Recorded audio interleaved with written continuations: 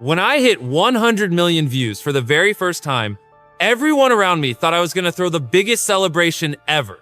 They imagined me partying, chilling, maybe finally relaxing after years of grind, but they couldn't have been more wrong.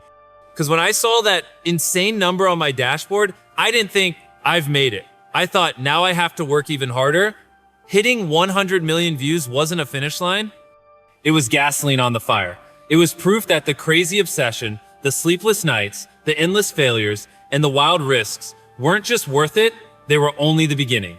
Back then, I wasn't this massive creator with a huge team or giant studio. I was still a kid with way too much energy and way too much belief that YouTube was the only thing that mattered in my life. And trust me, nobody around me understood it. They thought it was unhealthy, even dangerous, to care about something this much. But that's exactly what it took to even get close to a number like 100 million views.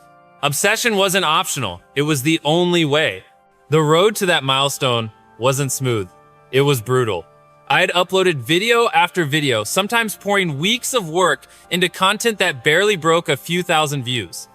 There were moments where I wanted to punch the wall, moments where I thought I was cursed, moments where I asked myself why I was wasting my life on a platform that didn't seem to care. But every time that frustration hit, I made a decision.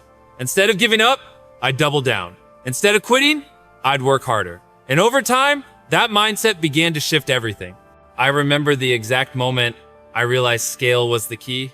I was looking at my videos that did decent numbers, nothing crazy, just a few 100,000 views here and there, and I asked myself, what would it take for one of these to explode? The answer wasn't luck. It wasn't waiting around hoping people would magically click. The answer was work. More work. Better ideas, bigger risks, smarter reinvestments. I had to push harder than I ever thought possible. So I did. That's when the challenges got bolder. I wasn't satisfied with simple content anymore. I wanted to do things that people couldn't ignore even if they tried. Counting to 100,000. Reading every word in the dictionary. Saying PewDiePie's name 100,000 times. These weren't just stunts, they were magnets. They pulled people in because nobody else was crazy enough to try them. And slowly, the momentum started building. One video at a time, one spark at a time, until the fire began to spread. Then it happened. The video that would change everything. The one that pushed me over the edge and sent my total channel views into the stratosphere. It wasn't luck. It wasn't a fluke. It was the result of years of experimenting, failing, reinvesting, and refusing to quit. When that video started climbing, first 1 million views, then 5 million, then 10 million, I remember sitting there refreshing the screen over and over, my jaw on the floor. And then, before I could even process it, the total views across my channel smashed through 100 million. That number didn't feel real. It's 100 million. Do you know how insane that is? That's more people than the entire population of a lot of countries. That's more people than I could ever imagine in one place. For years, I'd been screaming into the void, making videos that barely reached anyone. And now, suddenly, I had spoken to 100 million sets of eyes. It was overwhelming. It was surreal, but it was also terrifying. Because once you realize that many people are watching, you also realize the responsibility that comes with it. Here's what most people don't get. Hitting 100 million views didn't make me relax. It made me anxious. It made me hungry. It made me determined to outwork every single person who thought they could coast after a win. Because I knew one thing for certain, YouTube doesn't care about what you did yesterday. The algorithm doesn't pat you on the back and say, congrats, you're safe now. No, it wants to know what you're doing next. And if I didn't keep pushing, if I didn't keep grinding, that 100 million would be the peak instead of the launch pad. So instead of celebrating, I sat down with my notebook, scribbling down every crazy idea I could think of. Bigger challenges, bigger giveaways, bigger risks. I told myself, if you can get 100 million views by working this hard, imagine what you can get by working twice as hard. That became my new mantra. Outwork, outthink, outcreate. Every single day. No excuses, no breaks. And let me tell you, it wasn't easy. The pressure was insane. Suddenly, people expected me to deliver every time. Suddenly, the spotlight was brighter and the stakes were higher. But instead of letting that pressure crush me, I let it fuel me. Pressure, after all, is what turns coal into diamonds. And I was determined to turn my channel into the biggest, brightest diamond YouTube had ever seen. I started pushing my team harder too. By then, I had a small group of friends who were crazy enough to jump on this wild ride with me. And I told them straight up, We're not here to play safe. We're not here to be average. We're here to work harder than anyone else on the platform. If you're in, great. If you're not, step aside. That honesty scared some people away, but the ones who stayed became part of something unstoppable. The truth is, 100 million views wasn't about me. It was about proving what's possible when you dedicate every ounce of energy to one goal. It was about showing that you don't need connections or money or natural talent to succeed. What you need is obsession. What you need is sacrifice. What you need is the ability to get knocked down 100 times and still get up swinging the 101st. That's what carried me to 100 million, and that's what carried me past it. I want you to think about this for a second. How many people do you know who gave up after 5 tries, 10 tries, 20? How many people do you know who had a dream but let excuses and fear kill it before it even had a chance? That could have been me. 100 times over, that could have been me. But I refused to let excuses win. I refused to let failure have the final word. And that stubbornness, that refusal to quit is the only reason I'm here right now. So when you see the number 100 million, don't see it as some magical milestone. Don't think it happened overnight. See it for what it is. The sum of thousands of hours, thousands of failures, thousands of times I wanted to quit but didn't. And most importantly, see it as proof that if you're willing to work harder than everyone else, you can do the impossible too. That's the message I want to drill into your head. Stop waiting. Stop making excuses. Stop thinking the world owes you success. It doesn't. You have to take it. You have to fight for it. You have to be willing to look insane, to sound insane, to feel insane, and keep going anyway, because on the other side of that insanity is greatness. On the other side of that obsession is your own version of 100 million views. When I crossed that line, when I saw the number on the screen, I didn't pat myself on the back. I didn't sit back and relax. I tightened my grip and said, this is just the beginning. Because the truth is, success isn't a destination, it's a fuel. It's the thing that should make you go even harder, even faster, even bigger, and that's exactly what I did. 100 million views wasn't my end game. It was my wake-up call. It was the universe screaming at me, you're on the right path, now double down. And I listened. I went bigger. I went crazier. I went all in. And I want you to do the same. Because if a broke teenager from nowhere can hit 100 million views by working harder than ever, then what's stopping you from building your own version of impossible? The moment I crossed 100 million views, something inside me shifted. Most people think milestones like that are the end of the story. They imagine the hero reaching the top of the mountain, planting a flag, and finally resting. But that's not how it works on YouTube. In fact, it's the opposite. The higher you climb, the more brutal the climb gets. Because suddenly, it's not just you trying to prove yourself, it's millions of people watching to see if you can do it again. And let me tell you, that pressure is real. When you're small, nobody cares if you fail. You can upload a video, get 10 views, and the world doesn't even notice. But once you've hit 100 million total views, eyes are on you. The audience expects more, the platform expects more, every upload feels like it has to be bigger, better, smarter, and crazier than the last. And that expectation can crush you unless you decide to let it fuel you. For me, pressure wasn't a weight on my shoulders, it was gasoline in my veins. Every time I looked at that number, I told myself, if you can hit 100 million views, you can hit 1 billion, but only if you work harder than ever. So I went back to the drawing board, notebook in hand, scribbling down idea after idea. No concept was too big, no challenge too outrageous, no giveaway too insane. I wanted every video to feel like an event. Something people had to click on, something they'd text their friends about, something they'd never forget. And the only way to make that happen was to scale up everything, my ideas, my risk, and my reinvestments. The money that was finally starting to come in, I didn't keep it. I didn't stash it away for comfort. I poured it straight back into the channel. Cameras, props, editing software, team salaries, massive challenges, it all went right back into the machine. Because I wasn't chasing short-term success, I was building momentum. And momentum only grows if you keep feeding it. That's when the giveaways started reaching new heights. Instead of giving away a few $1,000s, I asked myself, what if we gave away 10,000 or 50,000 or even 100,000? I wasn't interested in safe bets. I wanted to shock people. I wanted to make them say there's no way this kid just did that. And then I wanted to prove them wrong by doing it. But with every step up in scale came new risks. What if a huge giveaway video flopped? What if I reinvested everything and the audience didn't care? That would mean starting over, maybe even losing everything. But here's the truth. I was more afraid of playing small than I was of losing it all. Playing small meant becoming invisible. Playing small meant wasting the opportunity I had fought so hard to create. And if there's one thing I couldn't live with, it was the thought of becoming forgettable. So I leaned into the fear. I let it drive me. Every time I put tens of thousands of dollars on the line, every time I pulled off a challenge so extreme that even I questioned my sanity, I told myself, this is what it takes. This is what separates legends from everyone else. And the crazy thing is, the audience could feel it. They could sense the commitment. They could tell I wasn't holding anything back. And that authenticity is what kept them coming back, video after video. At the same time, I realized I couldn't do this alone anymore. And 100 million views proved that my channel had outgrown the one-man operation. I needed a team, people who could brainstorm with me, build with me, edit with me, and push me further than I could push myself. So I started bringing in my friends, testing them, training them, making sure they understood the vision. And trust me, it wasn't smooth sailing. At first, there were mistakes, miscommunications, times when I wondered if I should just keep doing everything myself. But eventually, I found the right crew people who weren't just there for a paycheck, but who loved the grind as much as I did. And once the team was locked in, everything exploded.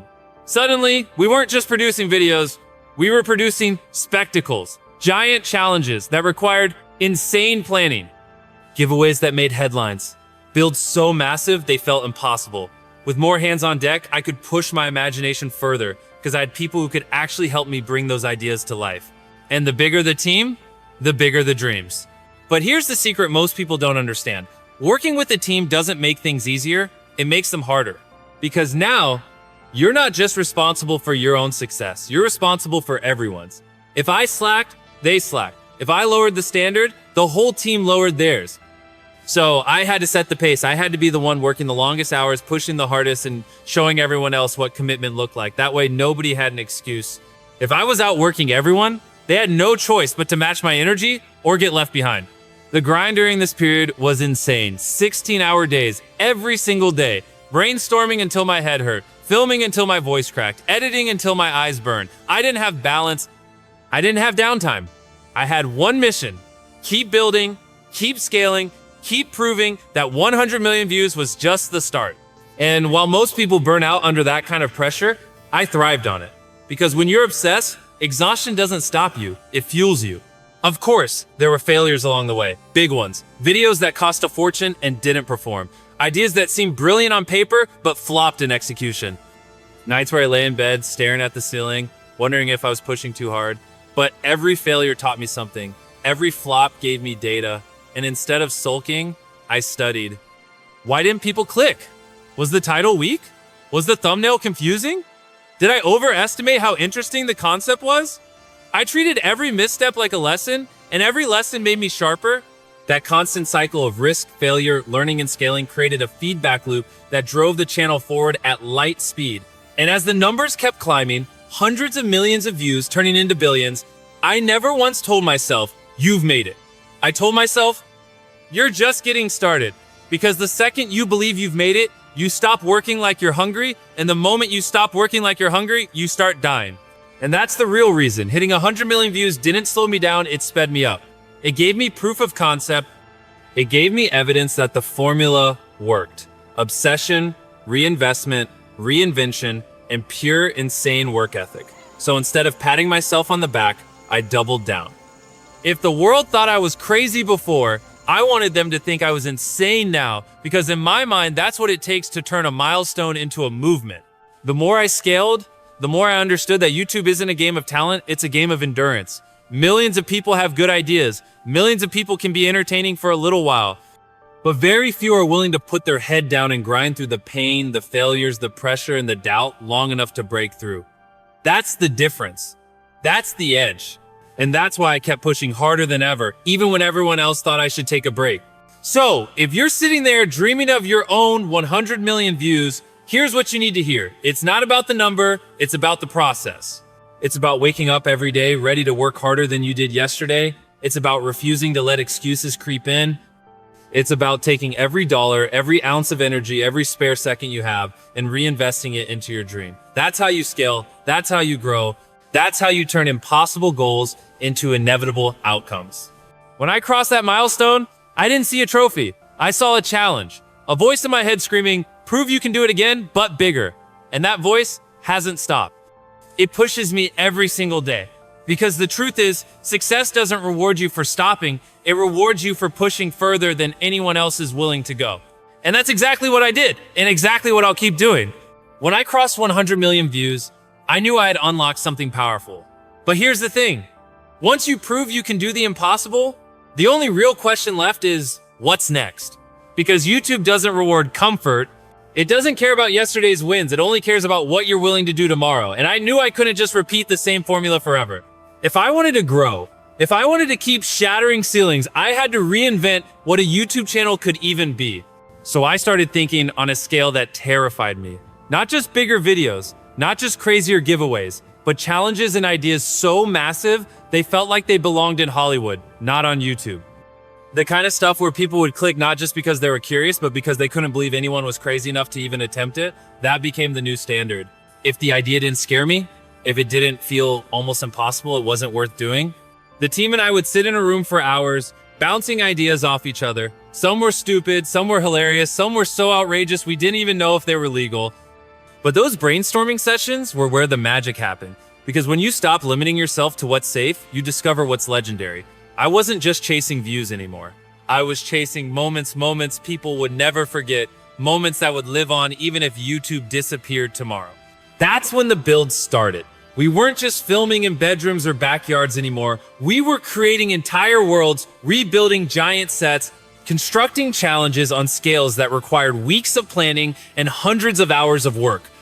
If you've ever seen one of those giant sets, whether it's a massive circle, a recreated world, or a ridiculous obstacle course, you know exactly what I mean. These weren't videos, they were events, they were experiences, and nobody else was doing them at the same level. But all of that came at a cost. Every build, every giveaway, every insane challenge cost more money, more time, more energy, and every time I reinvested, I was gambling. Because if a massive video flopped, all that money was gone, all those hours were gone, and we'd be right back at square one. But that's the price of chasing greatness.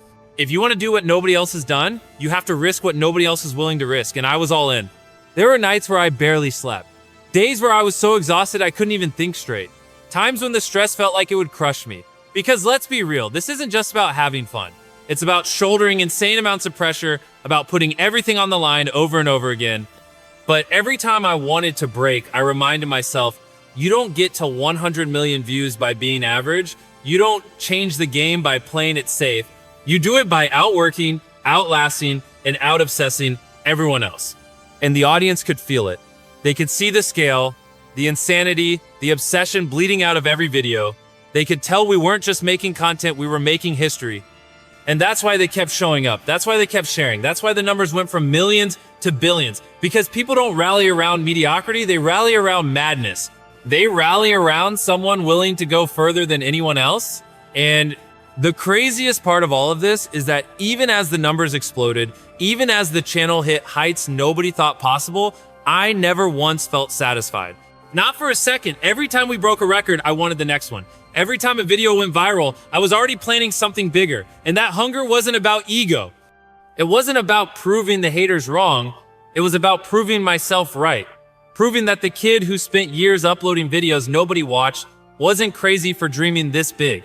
Proving that obsession, sacrifice, and insane work ethic really can rewrite the rules of the game. There were people who told me to slow down, to pace myself, to enjoy what I had already built. But slowing down felt like death to me.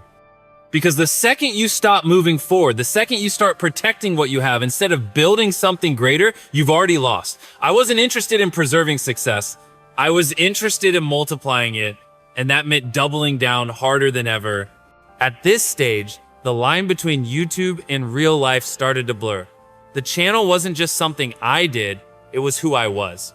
Every waking thought was about the next idea, the next challenge, the next video. Even when I wasn't filming, my brain was grinding.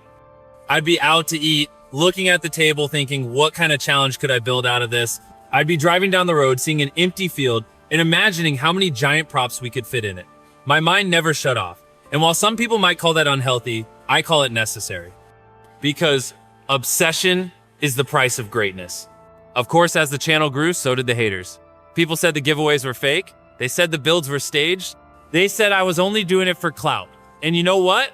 I loved it because every time they doubted me, it gave me fuel. Every time someone said I couldn't do something, it made me want to do it 10 times bigger. I didn't let the criticism slow me down. I turned it into energy. Because if people aren't doubting you, you're not dreaming big enough. And here's the part I want you to really understand. None of this happened because I was lucky. None of it happened because I was born talented or rich or connected. It happened because I was willing to put in the kind of work most people can't even imagine. Work that leaves you drained, broken, and questioning your sanity. Work that feels impossible until you do it. That's the real secret. Not shortcuts, not hacks, just relentless, insane, obsessive work.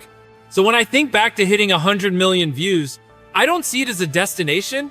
I see it as a doorway to bigger risk, bigger builds, bigger dreams, a doorway to a level of creativity and commitment that most people never even get close to. And once you walk through that doorway, there's no going back. You can't unsee what's possible. You can't settle for small. You can only push further. That's why I tell people all the time, stop waiting for the perfect moment. Stop waiting for someone to hand you permission. Stop waiting till you feel ready. You'll never feel ready. You just have to start. And once you start, you have to refuse to stop. No matter how many times you fail, no matter how many people laugh, no matter how insane it feels, because that's the only way you get to a place like this. That's the only way you build something bigger than yourself. 100 million views was a turning point, but it wasn't my victory lap. It was my wake-up call. It was the universe daring me to push harder, to dream bigger, to work until every ounce of doubt was crushed under the weight of results. And that's exactly what I did. That's what I'll keep doing. Because the truth is, I'm not chasing numbers anymore. I'm chasing impact, I'm chasing legacy, and that chase never ends.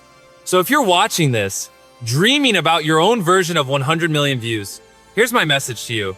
Don't settle, don't compromise, don't stop just because it's hard. In fact, when it gets hard, that's how you know you're on the right path. Hard is where the growth happens. Hard is where the breakthroughs live. Hard is where the rest of the world gives up and where you get the chance to become unstoppable. I'm just a kid who started with nothing but a camera, an obsession, and a dream that sounded ridiculous.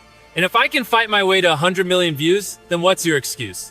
Because the only thing standing between you and your own impossible dream is whether or not you're willing to work harder than ever. The craziest part about hitting 100 million views wasn't the number itself, it was what that number represented. Proof that YouTube wasn't just a platform for me anymore, it was a canvas.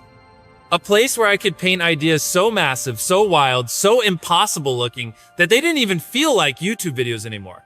And once you realize the platform can handle your wildest imagination, there's no going back to small. I couldn't think about making safe videos. I couldn't think about chasing easy views. I had to think about changing the entire game. That's when my focus shifted from growth to impact. Numbers were exciting, sure, but they were just numbers.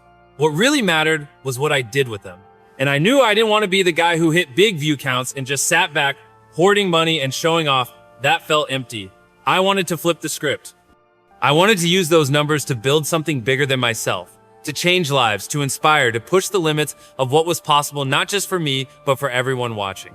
So I started asking myself a new question. How do I make videos that don't just entertain, but actually change the world? How do I make content that makes people laugh, gasp, and cheer, but also leaves them with something unforgettable? That's where the philanthropy started sneaking in.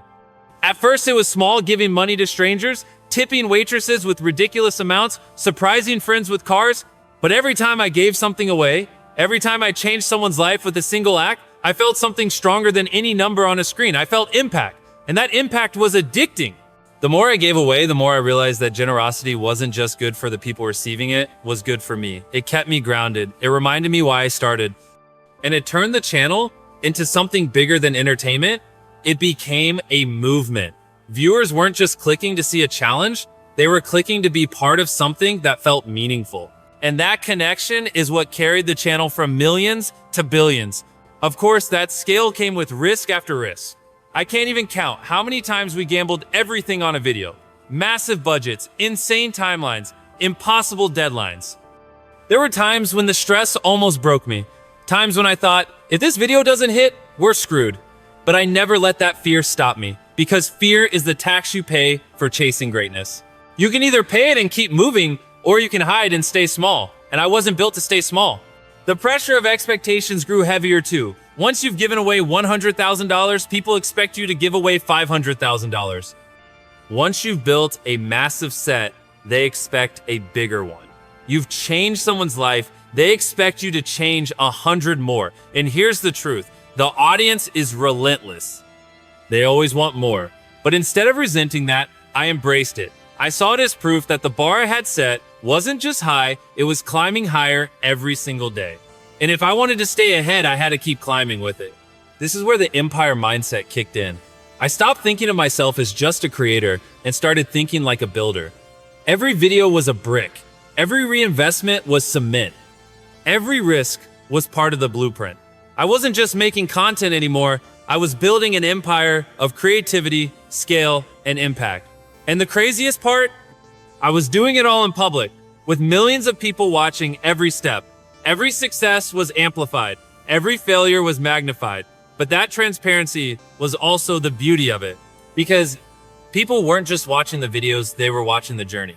Behind the scenes, the grind was more brutal than ever. Sleepless nights, endless planning, managing a growing team that needed direction and vision. I wasn't just making videos anymore, I was leading an army. And leading means sacrifice. It means showing up every day, even when you're drained, even when you're doubting yourself. It means setting the standard so high that everyone around you has no choice but to rise to it. And that's exactly what I did, because the team could only work as hard as I worked. And if I wasn't giving 110%, why would they? There were failures, of course. Huge ones. Videos that cost a fortune and didn't perform the way we hoped. Ideas that sounded genius but crashed in reality. Times when I questioned if I was stretching too far, too fast. But every failure was feedback. Every flop was a lesson. And instead of sulking, I studied, I analyzed, I adjusted. And then I came back swinging harder than ever. That resilience, that refusal to let failure slow me down, is the reason the channel kept growing instead of collapsing under its own weight. I didn't get here because I was lucky. I didn't get here because I had special connections or a secret formula. I got here because I refused to quit, because I outworked everyone. Because I kept going when logic told me to stop.